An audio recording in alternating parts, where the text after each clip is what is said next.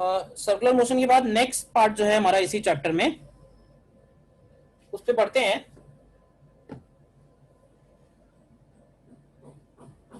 और next heading पड़ेगा work done bye a force. अब ये जो है, ये वर्क डन जो है, ये एक नई फिजिकल क्वांटिटी है जो हमारे सामने आई है। ठीक है ना, ये एक नई फिजिकल क्वांटिटी है, अभी तक नहीं थी। तो इसको जरा ध्यान से समझना है कि क्यों आई, फिर इसका डेफिनेशन क्या है, कैसे डिफाइन करते हैं, कैलकुलेट कैसे करते हैं। ठीक है, तो पहले एक बात ये समझो कि इस चैप्टर का पूरा जो सिग्निफिकेंस है, देखो हम लोगों ने सबसे पहले काइनेमेटिक्स में ये देखा कि डिस्प्लेसमेंट, डिस्टेंस, वेलोसिटी, एक्सीलरेशन, इन सब में क्या क्या रिलेशन है। सपोज एक्सीलरेशन मालूम है तो वहां से वेलोसिटी कैसे कैलकुलेट करेंगे, वेलोसिटी से डिस्प्लेसमेंट, डिस्टेंस कैसे कैलकुलेट करेंगे। फिर जो नेक्स्ट चैप्टर था लॉज ऑफ मोशन, उसमें हम लोगों ने ये देखा कि फोर्सेस अगर किसी बॉडी के ऊपर लग रहे हैं तो उन फोर्सेस की वजह से बॉडी का एक्सीलरेशन कितना निकल के आएगा। यानी फोर्सेस से हम पहुंचे एक्सीलरेशन पे, और फिर एक्सीलरेशन से पहुंचे हम लोग वेलोसिटी और डिस्प्लेसमेंट पे। तो ये एक तरह से पूरा रास्ता हो गया मैकेनिक्स का। लेकिन इस चैप्टर में अब हम लोग क्या स्पेशल पढ़ने वाले हैं, तो देखो इसमें स्पेशल ये है कि कई बार ऐसा होगा कि हम लोग फोर्स से डायरेक्टली हम लोग स्पीड पे पहुंच जाएंगे, फोर्स से हम लोग डायरेक्टली डिस्प्लेसमेंट पे पहुंच जाएंगे। तो वो जो एनर्जी वाला रास्ता है, मतलब एक रास्ता तो हो गया kinematics and laws of motion, force से डिस्टेंस डिस्प्लेसमेंट तक पहुंचने का। एक रास्ता तो हो गया through kinematics and laws of motion, और ये एक दूसरा शॉर्टकट है जो कई सारी सिचुएशन में हमको जल्दी आंसर दे देगा। तो अब हम लोग उसी जिसको हम लोगों ने पहले फोर्स एनालिसिस करी थी, अब उसी की हम लोग एनर्जी एनालिसिस करने वाले हैं। तो एनर्जी एनालिसिस में हमको इस क्वांटिटी की जरूरत पड़ेगी जिसको हम लोग डिफाइन कर रहे हैं, we call it work done. कैसे जरूरत पड़ेगी और क्या है, इसके लिए एक छोटा सा एग्जांपल लेके समझ सकते हैं। जैसे मान लेते हैं कि ये ग्राउंड है, ठीक है, फिलहाल इसको स्मूथ सरफेस ले लेते हैं और इसके ऊपर एक ब्लॉक सपोज रखा हुआ है एम मास, और हमने इस एम मास के ऊपर एफ फोर्स लगाना शुरू किया। और मान लेते हैं कि ये u इक्वल टू 0 से चलना शुरू हुआ, और जहां से चलना शुरू हुआ वहां पे x कोऑर्डिनेट 0 है, x 0 ले लेते हैं। तो जरा बताओगे कि इस ब्लॉक का एक्सीलरेशन कितना होगा। तो भाई एम ए एक्सीलरेशन की वैल्यू हमें क्यों बता रहे हो, एफ बाई एम। एक्सीलरेशन की वैल्यू एफ बाई एम होगी। अब ये बताओ कि अगर हम इस ब्लॉक को थोड़ी देर तक चलने दें तो ये कितना डिस्प्लेसमेंट कवर करेगा, कितने टाइम में कवर करेगा, ये सब निकाल सकते हैं क्या। तो मान लेते हैं ये x इक्वल टू डी पे पहुंच गया। तो अभी बताओ कि x इक्वल टू डी पे जब ये पहुंचा तो क्या इसके पास कुछ वेलोसिटी आ गई होगी, फोर्स इस पे अभी भी वैसे ही लग रहा है, ये बताओ। तो उसकी वेलोसिटी कैसे निकाल सकते हैं, बताएगा कोई। डी डिस्टेंस ट्रैवल होने के बाद उसकी वेलोसिटी कैसे कैलकुलेट होगी। तो हम लोग इसके लिए यूज कर सकते हैं using v square equal to u square plus 2as।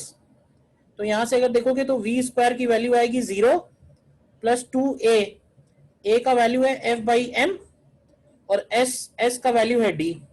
देखो कोई डाउट इसमें, बताओ यहां तक। अब हम लोग क्या कर रहे हैं, इस वेलोसिटी को वेलोसिटी ना बोल के इसको हम एनर्जी के टर्म्स में एक्सप्रेस करना चाह रहे हैं। तो हम लोग ये बोलेंगे कि पार्टिकल की इनिशियली काइनेटिक एनर्जी 0 थी, और पार्टिकल की फाइनली काइनेटिक एनर्जी कितनी थी। तो पार्टिकल की फाइनली काइनेटिक एनर्जी थी हाफ एम वी स्क्वायर। तो ध्यान से देखो जरा इसी इक्वेशन को, अगर हम इसमें half m left hand side पे ले आए, इसी ऊपर वाली इक्वेशन से इसमें हाफ एम इधर ले आए लेफ्ट हैंड साइड पे, तो हाफ एम वी स्क्वायर की वैल्यू तुम ध्यान से देखो क्या एफ इंटू डी आती है, बोलो। तो ये हाफ एम वी स्क्वायर क्या है, ये बेसिकली बना चेंज इन काइनेटिक एनर्जी। और हम लोग ये बोल सकते हैं कि ब्लॉक के काइनेटिक एनर्जी में इंक्रीमेंट हुआ, ब्लॉक की काइनेटिक एनर्जी इंक्रीज हुई। तो किसकी वजह से इंक्रीज हुई, तो कहेंगे वजह तो फोर्स है, फोर्स की वजह से इंक्रीज हुई। तो हम लोग ऐसे बोलेंगे कि अगर बॉडी के ऊपर फोर्स लग रहा है और बॉडी डिस्प्लेस हो रही है, देखना ध्यान से, तो इसका मतलब है कि उसकी काइनेटिक एनर्जी में इंक्रीमेंट आएगा। और काइनेटिक एनर्जी का जो इंक्रीमेंट है वो किसके इक्वल आ रहा है, ध्यान से देखो तो वो एफ इंटू डी के इक्वल आ रहा है। इसी को हम लोग बोलते हैं work done by the force. तो यहीं से वो उसका जन्म हुआ वर्क डन का। तो वर्क डन एक तरह से है क्या? वर्क डन एक तरह से एनर्जी है, इसका यूनिट निकालोगे तो एनर्जी का यूनिट आएगा, और ये वो एनर्जी है जो एक बॉडी से दूसरी बॉडी में ट्रांसफर हुई है। अच्छा मुझे ये बताओ कि जैसे ब्लॉक की एनर्जी बढ़ी है, ब्लॉक की एनर्जी बढ़ गई है, तो किसकी एनर्जी कम हुई है? क्योंकि किसी की कम होगी तभी तो किसी की बढ़ेगी, क्यों भाई? सर जो फोर्स लगा रहा है उसकी। जो फोर्स लगा रहा है, जो भी आदमी फोर्स लगा रहा है, उसकी एनर्जी कम हुई होगी और उतनी ही एनर्जी ब्लॉक की बढ़ गई। तो ध्यान देना, जब भी मैकेनिकल एनर्जी का ट्रांसफर होगा, मतलब एक सिस्टम की मैकेनिकल एनर्जी कम हुई, दूसरे सिस्टम की मैकेनिकल एनर्जी बढ़ी, तो वो कम करने और बढ़ाने के बीच में जो क्वांटिटी इन्वॉल्व होगी उसको हम लोग बोलते हैं वर्क डन। ठीक है ना? जिस बॉडी के ऊपर पॉजिटिव वर्क होगा उसका काइनेटिक एनर्जी बढ़ेगा, और जिस बॉडी के ऊपर नेगेटिव वर्क होगा उसका काइनेटिक एनर्जी कम होगा। क्योंकि देखो ये जो फोर्स मैंने दिखाया है, ये बताओ कि किसने लगाया और किस पे लगाया? ये फोर्स कौन लगा रहा है, किस पे लगा रहा है? सर कोई लगा रहा है, एम ब्लॉक सर पे ब्लॉक लगा। पे लगा रहा है सर कोई भी। बाई मैन ऑन ब्लॉक, बोलो। Yes sir. By man on block है ये। तो बताओ क्या एक ऐसा ही फोर्स होगा इधर की तरफ जो होगा बाई ब्लॉक ऑन मैन? होगा या नहीं होगा? यस सर होगा। तो उस फोर्स का जो वर्कडन निकालोगे तुम, तो उस फोर्स का वर्कडन नेगेटिव आएगा, क्योंकि उसमें फोर्स इधर है, डिस्प्लेसमेंट इधर है या नहीं है? Yes yes sir. सर। तो क्या होगा? नेगेटिव वर्क होगा मैन के ऊपर, पॉजिटिव वर्क हो रहा है ब्लॉक के ऊपर। तो जिसके ऊपर पॉजिटिव वर्क हो रहा है उसकी उतनी एनर्जी बढ़ जा रही है, और जिसके ऊपर नेगेटिव वर्क हो रहा है उसकी उतनी एनर्जी कम हो जा रही है। तो मैं यहाँ पे इतना समझाया मैंने इसलिए कि व्हाट इज वर्क डन, ये तुम्हें क्लियर होना चाहिए कि वर्क डन आया कहां से, ऐसे नहीं कहीं से हवा से उतर आया है। वर्क डन वो अमाउंट ऑफ एनर्जी है जो एक बॉडी से ट्रांसफर हो रही है दूसरी बॉडी में। तो जिससे ट्रांसफर हो रही है उसके ऊपर वर्क डन नेगेटिव जाता है, और जिस पे बढ़ रही है उस पे वर्क डन पॉजिटिव होता है। फिलहाल इसका जो फॉर्मूला है वो कहां से आया ये तुम्हें अब क्लियर है? F into D. ठीक है? सर जो मैन वर्क डन कर रहा है, हाँ। सर उसकी एनर्जी में चेंज हुआ, यस। लेकिन सर उस पर तो कोई वर्क डन नहीं हुआ ना। अरे हुआ ना वर्क डन। मैन के ऊपर फोर्स नहीं लगेगा क्या? ये बताओ। सर मैन की एनर्जी चेंज हुई इसलिए हम कह रहे हैं कि वर्क डन हुआ उस पर। नहीं नहीं, डिस्प्लेसमेंट भी हुआ ना भाई, मैन धक्का लगा रहा है ना हाथ से। बताओ जैसा पहले। धक्का लगाते हुए आगे आएगा वो भी। हाथ के आगे नहीं आ रहा है। अच्छा हाँ सर, उस पे जो फोर्स लग रहा है और उसका जो डिस्प्लेसमेंट हो रहा है उसका डायरेक्शन ऑपोजिट है, इसलिए नहीं। तो जैसे फोर्स होता है, फोर्स हमेशा पेयर में होता है, बताया था मैंने शुरू में ही कि रियल फोर्सेस हमेशा पेयर में होंगे, एक्शन होगा रिएक्शन होगा। तो ठीक वैसे ही जितने भी रियल फोर्सेस के वर्क डन है वो भी पेयर में होंगे, एक के ऊपर जितना प्लस होगा दूसरे के ऊपर उतना माइनस होगा, इस तरह से। Yes sir.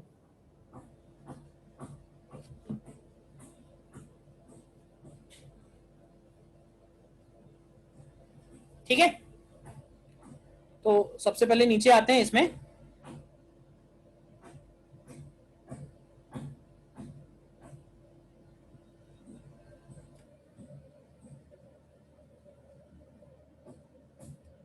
Definition of work done में, ठीक है, और इसमें हम लोग लिखेंगे when a body is displaced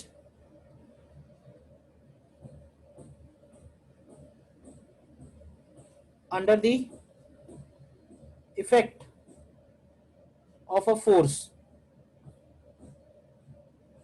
then हम यहाँ पे डिफाइन करते हैं डी डब्ल्यू। डी डब्ल्यू को डिफाइन करेंगे एफ डॉट डी एस। देखना ध्यान से, इसको मैंने डिफरेंशियल फॉर्म में डेफिनेशन लिखी है, ठीक है, जिसमें एफ क्या हो जाएगा, या बल्कि ऐसे बोल सकते हैं डी एफ डी डब्ल्यू क्या होगा। तो D W is differential work done by force F. ध्यान रखना, वर्क डन हमेशा हम किसी फोर्स का निकालेंगे। वर्क डन बाई फोर्स होगा, work done by MG, work done by normal, work done by tension, work done by spring force, ऐसे ही नहीं पूछेंगे कि what is work done. Work done किसका है वो बताना जरूरी है, हमेशा किसी फोर्स का होगा। और ds क्या बनेगा, तो ds को हम लोग बोलते हैं, ds is differential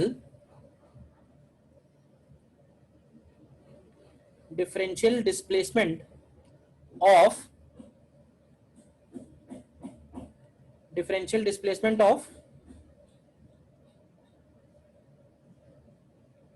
point of application of force, differential displacement of point of application of force। अच्छा, now what is point of application, बताओ। तो जिस पॉइंट पे फोर्स लग रहा है, जिस पॉइंट पे फोर्स लग रहा है उस पॉइंट का डिस्प्लेसमेंट है ये। तो ये तो हो गया dw। अगर हमें कभी टोटल वर्क डन चाहिए हो तो टोटल वर्क डन के लिए क्या करेंगे हम लोग, टोटल वर्क डन हो जाएगा integral f dot ds।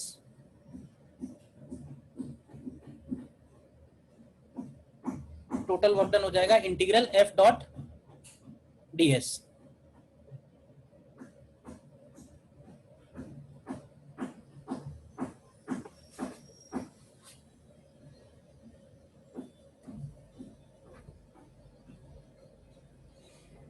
Note करो इसको। हाँ, क्लियर है यहाँ तक?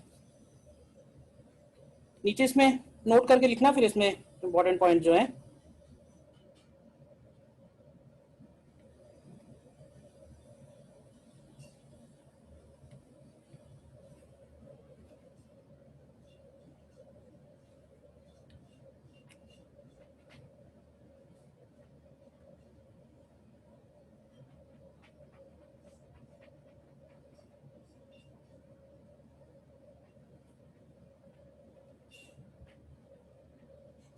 फर्स्ट पॉइंट में लिखो लिखो कि dw जो है वो पॉजिटिव होगा, ठीक है। कब पॉजिटिव होगा कब नेगेटिव होगा बता सकते हो? जब सर फोर्स और डिस्प्लेसमेंट्स मतलब उनके बीच का एंगल सेम हो, मतलब सर सेम डायरेक्शन में हो। आप ऐसे बोल सकते हैं फोर्स और डिस्प्लेसमेंट सेम डायरेक्शन में हो, या फिर ऐसे ही बोल सकते हैं कि फोर्स और डिस्प्लेसमेंट के बीच में जो एंगल है वो अगर एक्यूट है, तो अगर एंगल एक्यूट है तो dw पॉजिटिव होगा। व्हेन, इसको आगे लिख सकते हो ना, integral f into ds into cos theta. तो एक्चुअली कॉस थीटा डिसाइड करेगा पॉजिटिव है नेगेटिव है या जीरो है। तो when theta is acute that is less than 90 degree, dw अगर नेगेटिव है when theta is obtuse that is greater than 90 degree. और ध्यान से देखो तो dw की वैल्यू 0 होगी when theta is equal to 90 degree.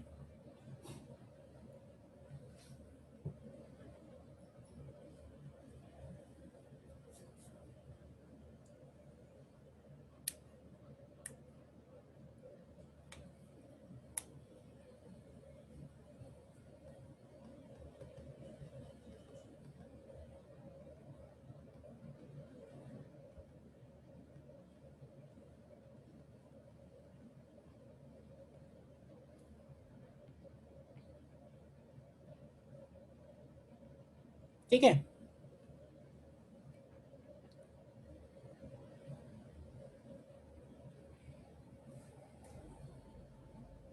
Second point लिखना व्हेन f इज कांस्टेंट। अब देखो मोस्टली कई सारे केसेस ऐसे आएंगे जिसमें फोर्स की वैल्यू कांस्टेंट होगी। तो अगर f की वैल्यू कांस्टेंट है तो जो हम लोग dw लिखते हैं तो dw होता है f डॉट ds। तो यहां से अगर हम w निकालेंगे तो आएगा इंटीग्रल f डॉट ds। तो f अगर हम इससे कॉमन ले लें तो ये हो जाएगा integral ds।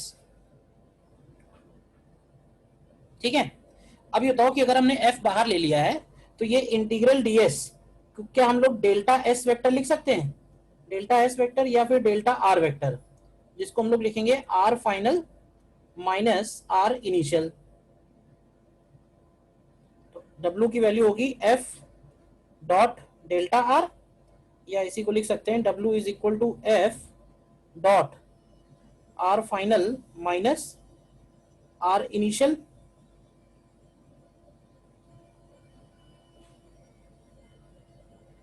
F dot r final minus r initial, बोलो। और या इसी को अगर ओपन करके लिखें तो ये हो जाएगा F into delta R into cos theta. अब इसको हम दो तरह से कैलकुलेट कर सकते हैं, ठीक है। इसको हम दो तरह से कैलकुलेट कर सकते हैं। एक हो जाएगा F cos theta into delta R, और एक हो जाएगा F into delta R cos theta. तो ये जो एफ कॉस थीटा है, देखना ध्यान से, मैं डायग्राम भी बना दे रहा हूँ। डेल्टा आर डिस्प्लेसमेंट इधर की तरफ है और फोर्स इधर की तरफ है, ठीक है। और फोर्स और डिस्प्लेसमेंट के बीच में थीटा एंगल है। तो वर्क डन निकालने की दो तरीके हैं, या तो हम एफ का कॉस थीटा कंपोनेंट निकालें। कॉस थीटा कंपोनेंट का मतलब होगा component of force along displacement, देखो। या फिर इसको लिख सकते हैं delta R cos theta component of delta R along force. बताओ ये दोनों बातें क्लियर है या नहीं? या तो हम फोर्स का कंपोनेंट डिस्प्लेसमेंट के अलोंग ले सकते हैं, या डिस्प्लेसमेंट का कंपोनेंट फोर्स के अलोंग ले सकते हैं।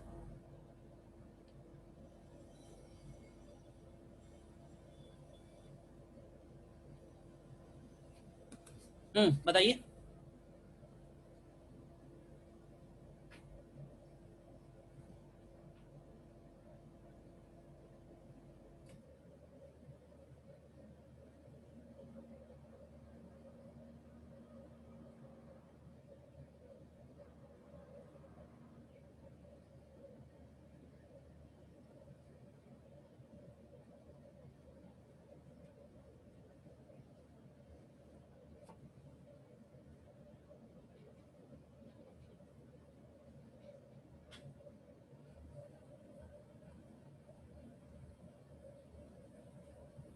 ठीक है, और जैसे बताना तुम थर्ड पॉइंट में।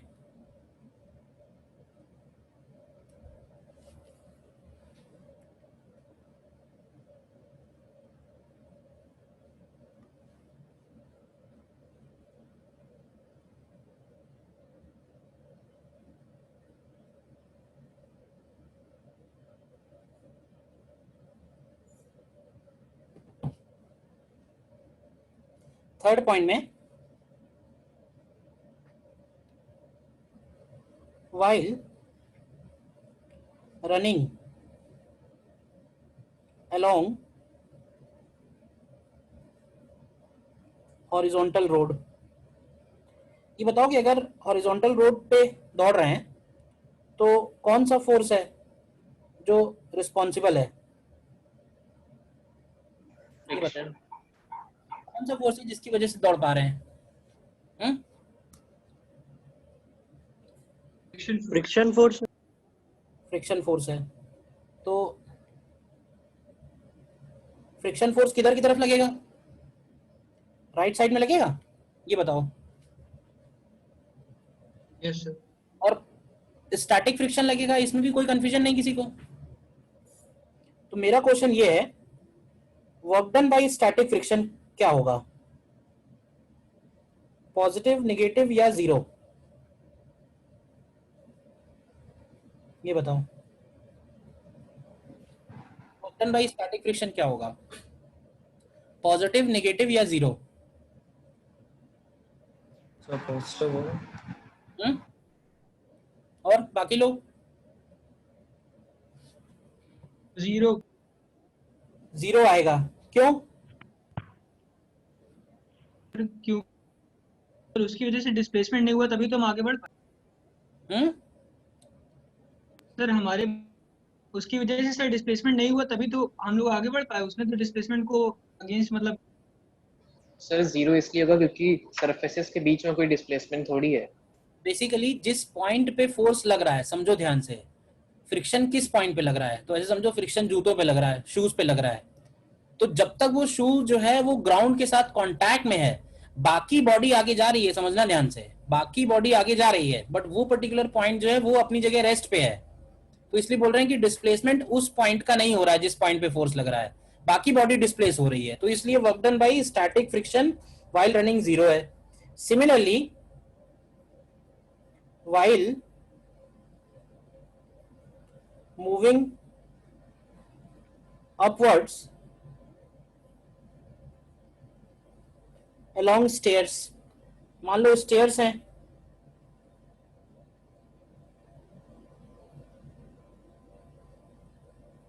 ठीक है, और स्टेयर्स के ऊपर चढ़ रहे हैं, तो बताओगे कौन सा फोर्स है जो ऊपर की तरफ लग रहा है, जो बॉडी के ऊपर ले जा रहा है, बताओ। Normal.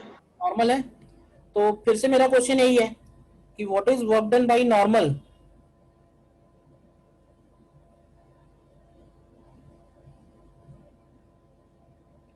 while moving upwards, zero.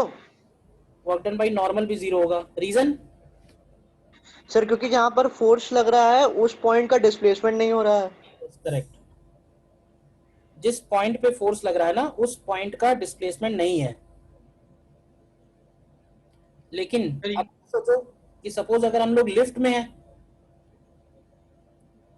और ये लिफ्ट ऊपर की तरफ जा रही है और लिफ्ट पे हम खड़े हैं, तो नॉर्मल किधर लग रहा है, तब भी नॉर्मल ऊपर लग रहा है। तो अब इस केस में work done by normal on man कैसा होगा? पॉजिटिव। पॉजिटिव। तो इस केस में पॉजिटिव होगा, बताओ। तो होता नहीं समझ आया। तो देखो, एक तो हो गया लॉजिकली समझना। लॉजिकली ये है कि जब सीढ़ियां चढ़ते हैं तो एनर्जी किसकी खर्च होती है, तुम्हारी अपनी खर्च हो रही है या फिर ग्राउंड से एनर्जी खर्च हो रही है? अपनी हो रही। अपने हमारी ग्राउंड ने जो नॉर्मल लगाया है उसका कोई वर्क डन नहीं है, लेकिन जब हम लोग लिफ्ट में खड़े होकर ऊपर जा रहे हैं तो हमारी एनर्जी खर्च हो रही है, लिफ्ट की हो रही है? लेफ्ट की से। लेफ्ट। नॉर्मल का वर्क डन पॉजिटिव आ रहा है। और हर एक केस में समझना तुम्हें एक ही बात है कि जिस पॉइंट पे फोर्स लग रहा है ना, वो पॉइंट देखो, उस पॉइंट का डिस्प्लेसमेंट है या नहीं है। जिस पॉइंट पे फोर्स लग रहा है उस पॉइंट का डिस्प्लेसमेंट है या नहीं है, ये जो पॉइंट बनाया हुआ है मैंने। तो तुम देखोगे कि पहले दो केस में उस पॉइंट का डिस्प्लेसमेंट नहीं है, लेकिन ये जो थर्ड वाला पॉइंट है इसमें उस पॉइंट का डिस्प्लेसमेंट है।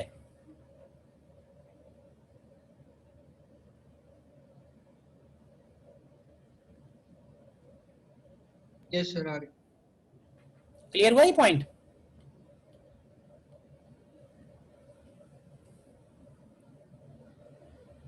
देन फोर्थ पॉइंट में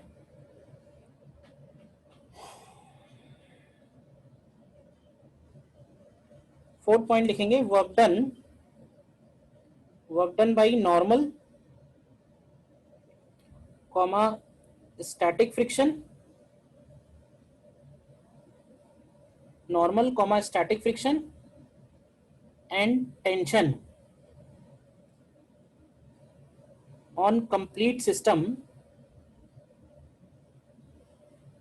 on complete system is always zero। ये तीन फोर्स ऐसे हैं, work done, normal and tension, जिनका कंप्लीट सिस्टम के ऊपर वर्क डन हमेशा जीरो होगा। रीजन ये है कि जितना ये एक बॉडी पे राइट में लगेंगे उतना ही ये दूसरी बॉडी पे लेफ्ट में लगेंगे। तो कहने का मतलब है कि जितना एक बॉडी के ऊपर पॉजिटिव वर्क होगा एक कंपोनेंट का, दूसरा जो रिएक्शन पेयर होगा, एक्शन रिएक्शन में से अगर एक्शन का पॉजिटिव वर्क डन है तो रिएक्शन का डेफिनेटली नेगेटिव वर्क डन होगा। ये तीन फोर्सेज ऐसे हैं। तो अगर हम एक्शन रिएक्शन दोनों को कंप्लीट सिस्टम मानते हुए टोटल वर्क डन निकालेंगे तो इन तीनों फोर्सेज का वर्क डन हमेशा जीरो आएगा किसी भी सिस्टम के ऊपर। ठीक है ना?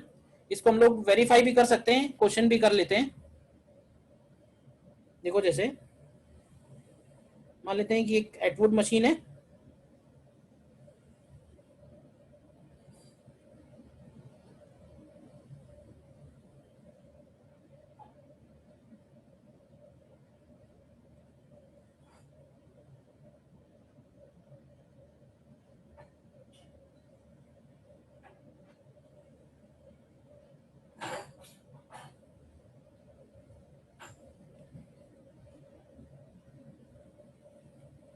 ठीक है, और ये सपोज एक ब्लॉक है 3 kg, एक ब्लॉक है 2 kg। क्वेश्चन लिखना है इसमें, क्वेश्चन है सिस्टम इज रिलीज्ड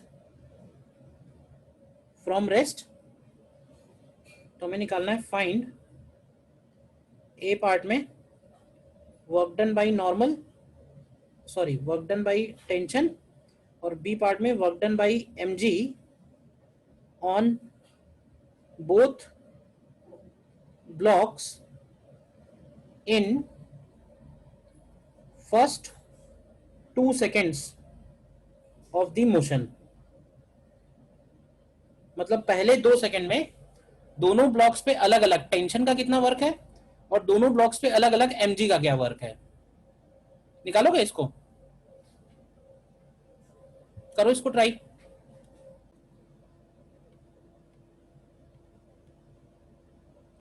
देखो पहले 2 सेकंड में है, तो सबसे पहले तो इसका एक्सीलरेशन निकालो। ये ए से नीचे जाएगा और ये ए से ऊपर जाएगा। ए निकाल सकते हो, एटवुड मशीन है, तो ये हो जाएगा m2 minus m1 upon m1 plus m2 into g. तो ये एक्सीलरेशन कितना आएगा, एक्सीलरेशन आया 2 आएगा। डिस्प्लेसमेंट निकाल लो, पहले 2 सेकंड में कितना डिस्प्लेसमेंट होगा, तो डिस्प्लेसमेंट लिखेंगे ut plus half a t square equal to 0 plus half a का मतलब है 2 एंड 2 स्क्वायर, तो डिस्प्लेसमेंट आएगा 4 मीटर। बोलो, डिस्प्लेसमेंट आएगा 4 मीटर। अब ऐसे देखो कि 3 kg वाला ब्लॉक जो है ये 4 मीटर नीचे जाएगा और 2 kg वाला ब्लॉक जो है ये 4 मीटर ऊपर जाएगा। टेंशन की वैल्यू निकाल लो, टेंशन भी निकाल सकते हैं, तो टेंशन का फॉर्मूला है 2m1 24 आएगा। 24 न्यूटन m2 इंटू जी, तो टेंशन की वैल्यू आई 24 न्यूटन। तो वर्क डन थोड़े ना 24 जूल आएगा जो तुम लोग बता रहे हो। तो ऐसे देखो वर्क डन टेंशन का तो 0 ही आएगा। -96 आ रहा है first block. Tension on 3 kg, तो 3 kg के ऊपर होगा -24 इंटू 4 यानी Yes, -96 joule, and work done by tension on 2 kg block, तो 2 kg के ऊपर आएगा +24 इंटू 4 यानी +96। ये क्लियर है, +96 कैसे लिखा, माइनस कैसे लिखा। yes sir. Yes sir, direction 1 by mg on 3 kg block, तो 3 kg ब्लॉक पे mg नीचे लग रहा है, तो 30 इंटू 4 होगा यानी ये आएगा +120 joule, and work done by mg on 2 kg block, तो 2 kg पे 20 नीचे लग रहा है, डिस्प्लेसमेंट 4 ऊपर है, तो ये हो जाएगा -80 जूल। तो तुम ध्यान से देख लो, टेंशन का जो वर्क होगा ना वो हमेशा जितना प्लस होगा उतना ही हमेशा माइनस होगा। यही बात मैंने ऊपर वाले क्वेश्चन में लिखवाई है, ऊपर वाले पॉइंट में। टेंशन का वर्क हमेशा जितना एक बॉडी पे प्लस होगा उतना ही दूसरी बॉडी पे माइनस होगा। कर लिया था ये क्वेश्चन सभी ने। Yes sir.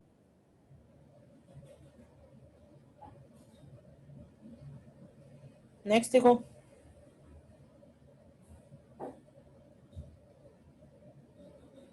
मान लेते हैं ये 45 डिग्री है, या थीटा ले लो, वेरिएबल्स के टर्म्स में कर लेते हैं। ये थीटा है, ये एच है, फिक्स है ये इंक्लाइन, और ये म्यू दिया हुआ है, पॉइंट ए पॉइंट बी, और ये जो ब्लॉक है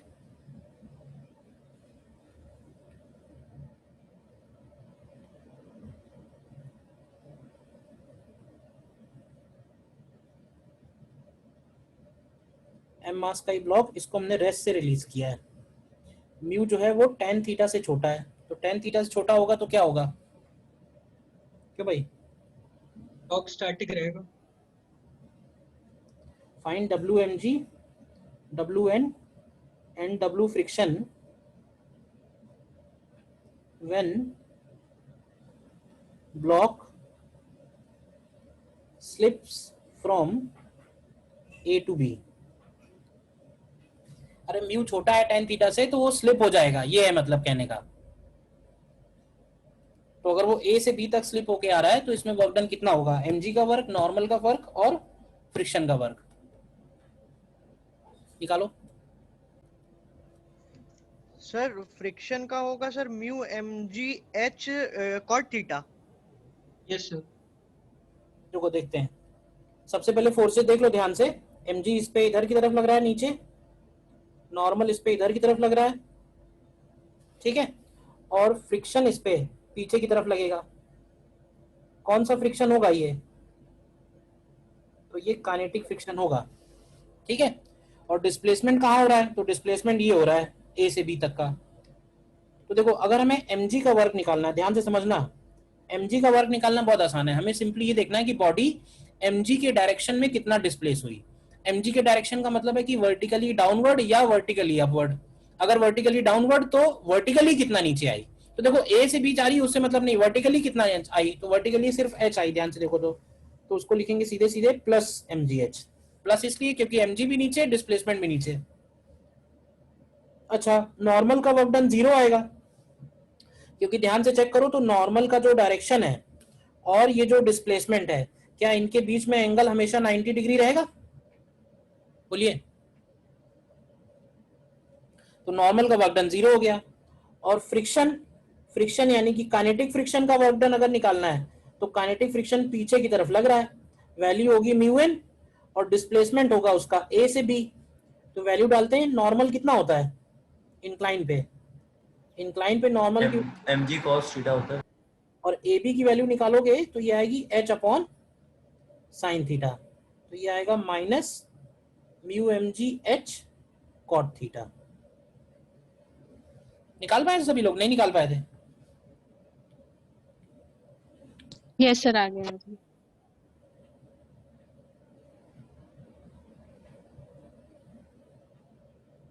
सर ये नॉर्मल का mg cos थीटा मतलब कैसे है, एक बार कंपोनेंट करें mg के। हाँ, एम जी के कंपोनेंट किए भाई, नॉर्मल इधर है, एम जी कॉस थीटा इधर है, तो इस डायरेक्शन में तो फोर्सेस बैलेंस होंगे ना, और ठीक इधर है लग सर, रहा ठीक। है साइन थीटा और इधर लग रहा है एफ के, ये उसकी कंप्लीट एफबीडी है।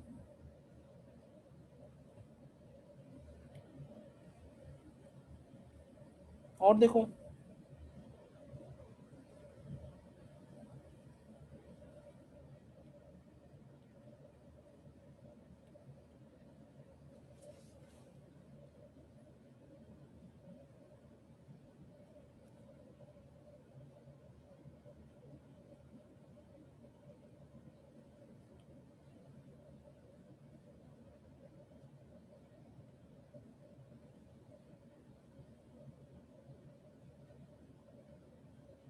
मान लेते हैं ये स्मॉल एम है और ये कैपिटल एम है, ठीक है।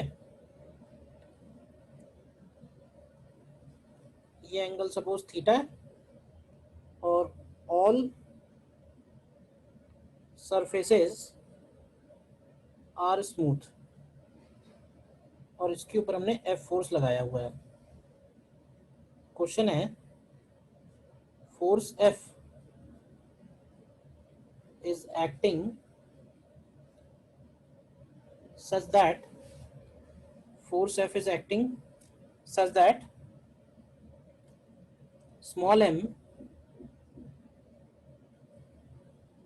does not slip with respect to capital M, ठीक है। तो क्वेश्चन है कि if system starts from rest, then find A part में W normal on small m and B part में WF on capital M for first t seconds of motion। W normal on small m पे जो W normal लग रहा है उसका work done, और capital M पे जो F लग रहा है उसका वर्क डन हमें निकालना है फर्स्ट t सेकेंड्स में।